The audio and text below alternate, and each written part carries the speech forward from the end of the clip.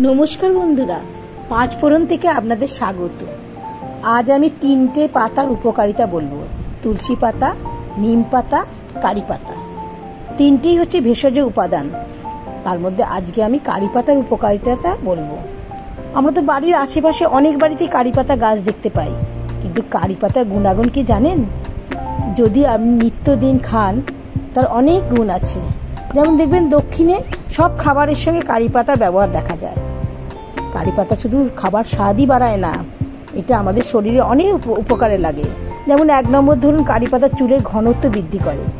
কারি পাতায় কারণ প্রচুর vitamin C, vitamin B, protein, এর অ্যান্টি অক্সিডেন্টস আছে, চুলের ঘনত্ব এই জন্য বৃদ্ধি করে। এছাড়া যদি আপনি আমলকি, মেথি এবং কারি পাতা মিক্সিতে পেস্ট করে নেন, নিজের স্কাল্পে ভালো করে 20 মিনিট ম্যাসাজ করেন, তারপর 2 ঘন্টা পর যদি চুলটা ধুয়ে ফেলেন, দেখবেন আপনার চুলের ঘনত্ব কিছুদিনের মধ্যেই বুঝতে পারবেন কতটা বেড়ে গেছে। 2 নম্বরও আছে, কারি পাতা হচ্ছে রোজ সকালবেলা 4টে করে যদি চিবিয়ে খান, তাতে আপনার প্রেশারটা কন্ট্রোল হবে।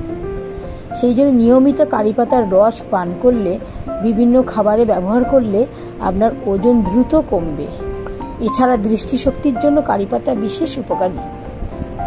এই কারি পাতার গুঁড়ো যদি বাটার মিল্কের সাথে মিশিয়ে খান, তাহলে যদি ডায়রিয়া, আমাশা, কোষ্ঠকাঠিন্য থাকে, সেটা সহজেই তা থেকে নিস্তার পাবেন।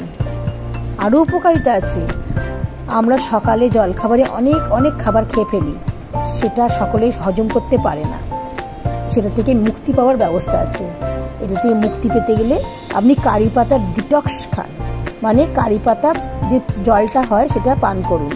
রোজ সকালবেলায় এই কারি পাতার পানীয় জলটা খেলে কিছুদিন পর বুঝতে পারবেন আপনার কি উপকারিতা হয়েছে।